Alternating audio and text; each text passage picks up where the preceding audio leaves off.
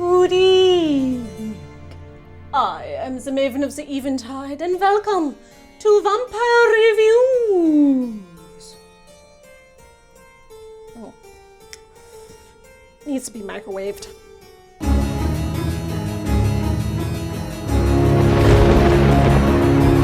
It's True Blood time! Again, tonight, we discuss the gritty, sweaty, sexy Southern Vampire Mysteries Season 2, considered by many people to be the show's best season. Many people who are wrong, but it certainly did take what the series set up in Season 1 to exciting extremes. As we discussed recently, Season 1 of Alan Ball's HBO adaptation of Charlaine Harris's best-selling urban fantasy novels was all about the terrors of intimacy, portrayed through the metaphor of vampires. It focused on persecution of marginalized peoples for some morally ambiguous civil rights debates, as well as did some exploring of themes of addiction.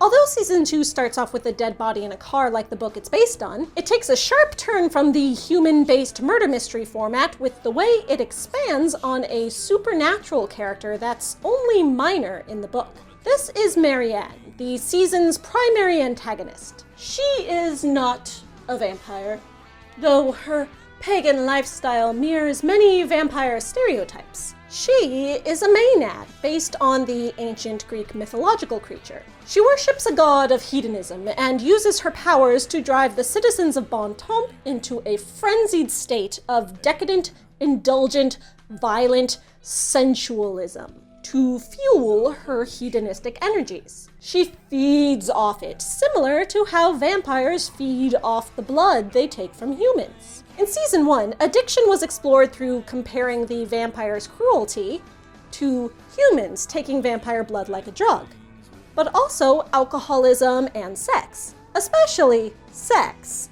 as it tied into those themes of intimacy we discussed. And the show did pretty well with audiences who loved all that sex and violence. But, as we must also recall, between Seasons 1 and 2 of True Blood, a little movie came out that dramatically changed the popular landscape of vampires. It was called Twilight. Perhaps you've heard of it. Now, Twilight was for children, presenting a significantly sanitized interpretation of the vampire, despite including a very similar human-vampire romance to True Blood. But any vampire show that hoped to compete with Twilight's popular success had to present something drastically different. So True Blood got dirtier. Season 2 ramps up the sex and violence to 11. Multiple orgies, while the town is hypnotized by Marianne the Maenad. This is how Sookie describes what Marianne's influence feels like. Like there was no limit. Like anything could happen, and it probably will. And you can feel your insides expanding.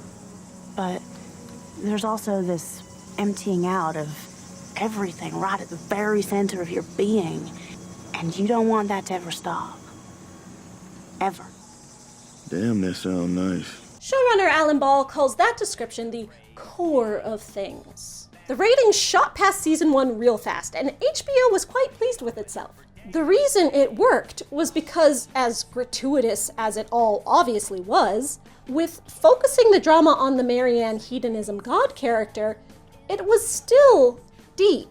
The season's B-plot juxtaposes her worship of indulgence, sex, and violence with the vampire-hating church that vows to punish all degenerate, deviant behavior. Again, bigotedly comparing the vampire's lifestyle to the queer community. I will not negotiate with subhumans. Both Marianne and the church are presented as frightening, but with kind of valid arguments on their sides to support their causes. After all, unlike queer people, vampires actually are dangerous. And as for Marianne, is hedonistic indulgence wrong? Characters deal with very real trauma and complex moral dilemmas throughout the season that link to real-world issues in a way that leads the audience to connect, despite the extremeness of the fantastical situations. The emotional intensity makes circumstances that would otherwise be just plain silly into something heartbreaking and terrifying. There is so much crying in this season, and when all the men are crying, you know the Fifi's gotta be serious. Listen, just because you got a little too stoned, that'll make you your mama. This time, the dominant theme is control. We see characters struggle with control over substance abuse, control over lust, fear of becoming the addict, of losing control completely. Why be ashamed of letting go? Because I've never been this out of control. Control. Control is just a cage this stupid culture uses to block who we really are. We need to be out of control. We crave it. And Marianne does have a point. Her methods are clearly less than ideal as they involve cutting out people's hearts and destroying lives, but the show doesn't completely condemn her philosophy. Like in season 1, it's asking the difficult questions without providing the answers, putting them out there for the audience to contemplate. How much control is correct for each of us as individuals? Where should collective society draw a line? Is a line even ultimately moral or just unfortunately necessary? Entire political systems are built on decisions made through this kind of philosophical debate. The highly conservative anti-vampire church, the Fellowship of the Sun, reflects so closely real-world bigoted religious organizations that attempt to combat secular state control. And despite how it's often played for laughs in the show, we can't ignore the significant power it wields over human emotional turmoil. We are fighting for Human rights. Human rights. And I know you believe Eddie was your friend, but think about it. If his kind never existed, the people you love would still be alive. Even our hero Suki begins to doubt as she sees more of the darker side of vampires. I used to get so mad when people judged vampires just for being different. It's like they were judging me too. I told myself their fear was nothing but small-mindedness, but maybe that's just what I wanted to believe. Because the more open my mind gets, the more evil I see. Suki, most of us, vampire, human, or otherwise, are capable of both good and evil, often simultaneously. Oh, Bill Compton, our romantic, self-loathing vampire love interest, following in the undead footsteps of such classic, tortured characters as Louis and Angel, and even paralleling Twilight's popular Edward. I think, deep down, you don't like vampires, even though you are one. So? Well, hating yourself is a bad thing. I am a vampire. I am supposed to be tormented. When we discussed season 1, we focused primarily on Bill, as all the other vampires were background or supporting characters. But this season brings 2 more vampires into the major character spotlight. Fan favorite Eric, of course, and Jessica. She's so pretty. Jessica is the first vampire Bill has ever turned, which he was forced to do against his will, beyond his control, by the vampire lawmakers. She is a character made up entirely for the show, and she serves as a vehicle to demonstrate the downs and ups of becoming a new vampire, which the books don't give us. Jessica connects the themes of control to vampires from the moment of her creation. As a new vampire, she is unable to control her impulses, her vampiric urges. Or so Bill tells us over and over again. As the season goes on, she proves to be much stronger than he gives her credit for. Also, her inability to control her vampire self is shown to be hardly much different from the same issues many humans struggle with. When a vampire's as new as Jessica is, she has no humanity. She's in the grips of an overwhelming number of transformations. There will be times when she cannot control even a single impulse. Believe me, she has many. How is that any different from being a teenage girl? But Bill is convinced that it is different for vampires. Except for him. He's the exception. But I've had to work extremely hard at finding my way back to my humanity. Fragile as it may be. You saw them in the lair tonight. Despicable. Vicious, petty, vile creatures. You're different. You're not like them. You have a heart. You can love. There wasn't one other vampire there that could say the same. And yet, what was that he said only 2 episodes previous? Most of us, vampire, human, or otherwise, are capable of both good and evil, often simultaneously. The irrational impulses that occasionally drive all people is compared to having some kind of vampiric inner monster. We also see this in the bigoted urges that drive the Fellowship of the Sun, with delusional ideas of what their god wants. And the same goes for Marianne's ancient Maenad beliefs. And along comes this religion, which encourages you to get hammered, run naked through the woods, have sex with whoever, whatever, and it's all part of getting closer to God. I could see how that would have its appeal, especially to humans with their tendency towards Puritanism. And each time you do, it just brings you one step closer to the divine. Isn't that delusional? Marianne is forever waiting for her god to come, and her curse is to never get him no matter how hard she tries. Meanwhile, the curse for the vampires like Bill is forever wanting to be human again, but he never can be. No one can ever have complete control of their lives. It's enough to make some people even afraid to try. Which we see when Sookie meets another telepath in Barry the Bellboy. She wants to help him learn to use his powers, but he's too scared. You can control it. I wish it was true. There's enough people in my brain already. You're on your own. His pathetic form of control is avoidance, not acceptance. Meanwhile, Bill struggles with his inability to even have control over the 2 people he's supposed to protect. Well, here I am, responsible for you and Jessica, and yet no decisions are mine. And it makes me feel Like a human? like a waitress. You're walking in my shoes and it's giving you blisters.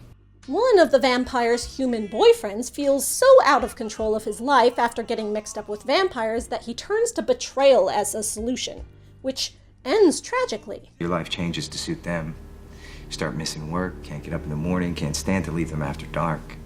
Before you know it, you're somebody you don't even recognize. So you went to the Fellowship because you can't control yourself? I begged her to turn me. It's the only way we could be together as equals. But see, they don't want us to be equals. She's just been using me. Same way that Bill's been using you. Meanwhile, back in Bon Temps, Marianne is using and controlling the entire town with her powers. Ironic and equally pathetic, as her entire philosophy hinges on losing control. For her subjects to do so, she must do the opposite. It's really just a kind of energy. Wild energy, like lust, anger, excess, violence. Basically all the fun stuff. Marianne brings it out in people. She channels it, controls it. This leads to the second major theme of the season, which is consent. Underscoring all the decadent indulgence we witness. The age-old question is, can a relationship between a human and a vampire ever be truly consensual given the power dynamics? Besides their general supernatural allure and mind control powers, in True Blood's universe, after a human tastes a vampire's blood, they are linked mentally and experience attraction regardless of their true feelings. Sookie starts out this season hating everyone's favorite bad boy vampire, Eric. You can't expect me to believe that Eric's capable of anything good. Not after how he tortured Lafayette. He saved your life. I can still hate him. But after he tricks her into tasting his blood, she starts having dreams like this. It's true, and I'd rather be alive than undead. Are you not having a good time? Well, there's just not much thrill left in feeding on the willing. To a vampire who is not self-loathing, robbing humans of their consent is exciting. Even though Eric is in a position of authority in the vampire political structure and a face for their mainstream movement, better than the rebellious vampires out there, he is not a good guy. In the books, Sookie doesn't like him despite how hot she thinks he is, because he's a creep who sexually harasses her. Though it's framed as if it's supposed to be kind of flattering and she's protesting too much, which... But in the show, he is much, much worse. The way he creeps on Sookie is meant to contrast her consensual relationship with Bill. However, Eric makes a valid point towards the end of the season. That was really quite desperate of you. Tricking her into drinking your blood so that she became attracted to you. Unlike you who fed her your own blood the very night you met. Is Bill's relationship with Sookie not truly consensual? When compared to his relationship with his ex Lorena, who forced him to stay with her through her power as his maker, it certainly seems healthy and romantic. As Sookie and Bill are portrayed as the heart of the show, you might think that we're supposed to accept that this is just as good as it can get. However, the show also gives us the budding virginal romance between Jessica and the human Hoyt. Although they have their issues, he never drinks her blood, and their romance is so tenderly sweet, and one of the only truly consenting relationships in the entire show in a season full of blossoming romances. Daphne gets involved with Sam without telling him she works for Marianne, violating his consent. Sarah manipulates Jason into sleeping with her against his morals by invoking religion. Tara and Eggs got together through Marianne's manipulation, and their relationship deepens under her powers. And even Arlene and Terry, who showed interest previously, are pushed past their boundaries under Marianne's influence. The thing is, I think I might have had my way with him a little bit. None of these consent violations are black and white, especially for the characters who don't have control over their own actions. And the show isn't trying to say that that makes it okay. None of this is okay. Instead, the show is asking, how do we live with it? How do we cope? How do we heal? Especially when it comes to the vampires, immortal creatures who must live for centuries, understanding how they've violated others. This is Godric, who is 2,000 years old and decides he wants to die. Although he refrains now from the atrocities he committed in his vampire past, he feels there is no way to exist as a vampire without violating the consent of and harming others. Our existence is insanity. We don't belong here. His enlightenment is contrasted with Lorena, who is miserable and tries to force Bill to return to her. You've had hundreds of years to better yourself, yet you haven't. You're still a savage. And I fear for all of us, humans and vampires, if this behavior persists. Lorena kidnapping Bill is actually a plot borrowed from the third book. In that book, Eric helps Sookie rescue Bill, but in season 2 here, he's actually the one who talks Lorena into doing it. Like I said, the show makes him much, much worse. He is so dastardly, and yet everyone loves him. I love him. He's in my top 5 vampires, maybe top 2. I mean, people do love a good villain, but he's become one of the most popular vampire heartthrobs in history. Right up there with Lestat and Spike, and for the same reasons they did. He starts off bad, a vampire who thoroughly relishes in all it means to be a vampire, the exact opposite of Bill's depressing self-loathing. After all, when vampires represent marginalized people who feel like outsiders, and outsiders are watching and identifying with them, we don't want to feel like we're supposed to hate ourselves. A non-reluctant vampire is quite satisfying, even if he is bad. But Eric's not just bad. He has a soft side. Because, you see, beauty tames the beast. One of my favorite character types are villains in love. And though Eric never rises much past the level of mini-boss, especially compared to giant evils like Marianne and the Fellowship, he does some genuinely horrible things. But even while he's doing them, for some reason, he is thirsty for Sookie in a way he doesn't feel towards other humans. She's special, and that messes with his cold, hard vampire equilibrium despite how he denies it. I am not interested in Sookie.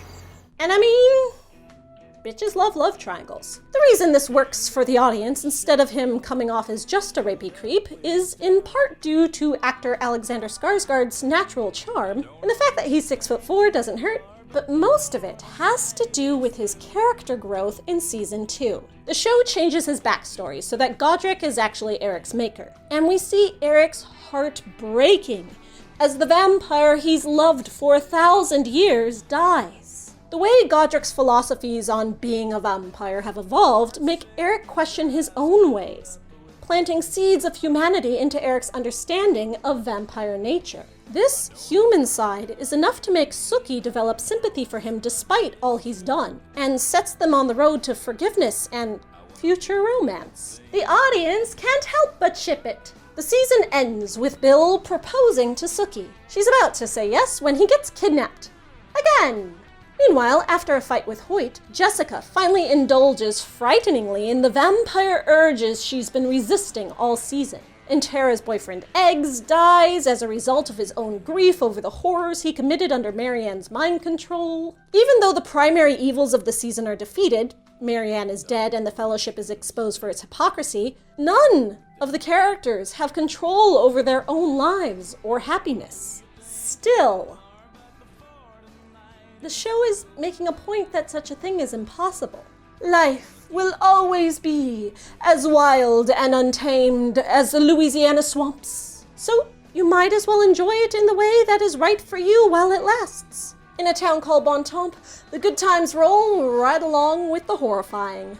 I'm the Maven of the Eventide, and despite popular opinion, this is not my favorite season of True Blood.